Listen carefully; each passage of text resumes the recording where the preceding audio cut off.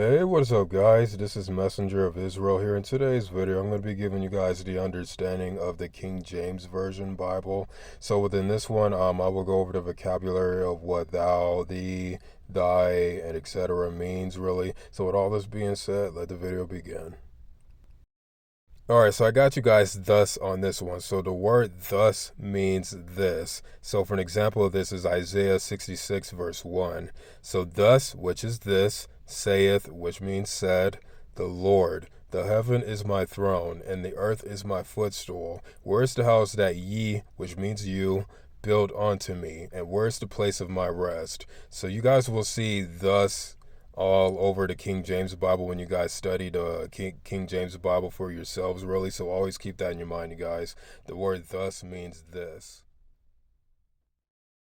Alright, so I got you guys thee, thou, and ye, which means you. So for it is written in Acts 8 verse 22, repent therefore of this thy, which means your, wickedness, and pray God, if perhaps the thought of thine, which is your heart, may be forgiven thee, which means you. So keep that in mind, you guys. When you guys are studying the King James Bible, you guys will see thee, thou, and ye all over the place, and it means you as you guys are studying the King James Bible. So I also want to point out that there is a King James Bible app that is free for download for mobile devices. So that one in particular does have like the standard King James Bible version to make it easier for you guys to read compared to the 1611 edition.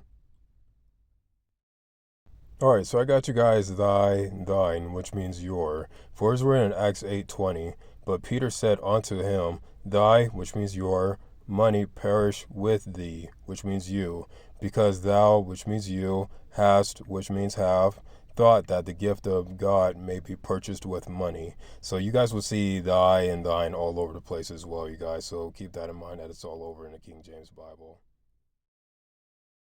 Alright, so I got you guys lest, which means not, for this one. So for it is written in Matthew 15:32, then Yahshua HaMashiach, who the world calls Jesus Christ, called his disciples unto him and said, I have compassion on the multitude, because they continue with me now 3 days, and have nothing to eat, and I will not send them away fasting, lest, which means not, they faint in the way. So keep this in mind, you guys, that the word lest means not. So whenever you guys do study that King James Bible, always remember that lest means not.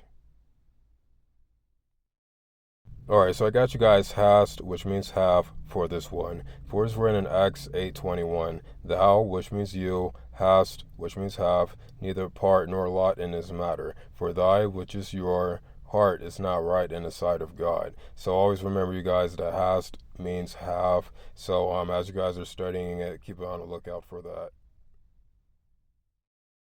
Alright, so I got you guys lo, which means behold, for this one. So for is written in Matthew 3:16-17. And Yahshua HaMashiach, who the world calls Jesus Christ, when he was baptized, went up straight up out of the water, and lo, which means behold, the heavens were opened unto him, and he saw the Spirit of Elohim, which means God, descending like a dove and lighting upon him. And lo, which means behold, a voice from heaven saying, this is my beloved Son, in whom I am well pleased. So there you guys have it. When you guys run into lo, just keep that in mind, you guys, that it means behold. Alright, so I got you guys this word for this one. So whenever you guys see this word pop up, know that it means donkey. And for it is written in Exodus 20:17, thou, which means you, shalt, which means shall, not covet thy, which means your, neighbor's house. Thou shalt not covet thy neighbor's wife, nor his manservant, nor his maidservant, nor his ox, nor his donkey, nor anything that is thy neighbor's. So whenever you guys see that word pop up, just know and keep in mind, you guys, that it means donkey. So me personally, I don't know why it's translated into that word, but it's supposed to say donkey right there anyway though, and all that stuff, you guys. So keep that in mind when you guys do see that word. It means donkey when you're studying the King James Bible.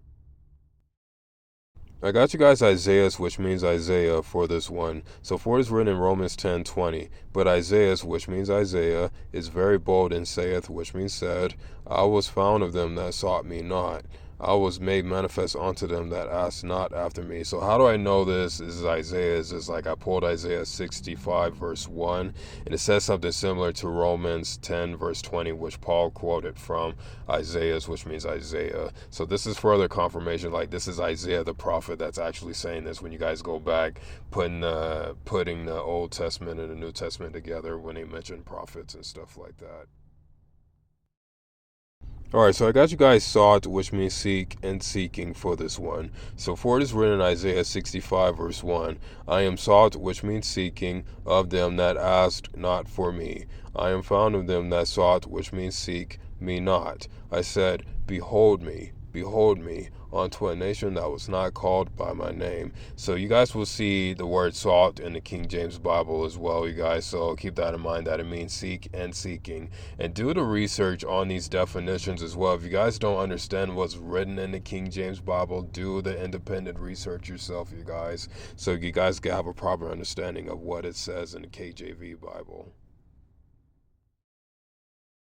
Alright, so that's pretty much it for this one. So for all my Israelite brothers and elders out there that are watching, if I ever miss anything, feel free to drop it in the comments below. And also, you guys, the reason I put this video out there so you guys can have a proper understanding of the King James Bible, because I highly recommend you guys to use the King James Bible. Don't use the NIV and the LTL and other weird translations like the American Standard Version and stuff like that, because those Bibles, they've been adding and taking away from verses of the Bible, and it's just not really good translations to be reading from. And sure, you know, like the King James Bible, it's not perfect either. It has like actual translation errors and stuff like that, but you know, I highly recommend you guys really to read the King James Bible, or if you guys have an Ethiopian Bible that's accurate, you stick with that. And I know the Sefer Bible is really the most accurate out there and stuff like that. So with all this being said, though, I hope you guys enjoyed the video. As love you guys new to the channel, make sure well subscribe, and I'll see you guys in my next video. So bye bye guys, and stay safe.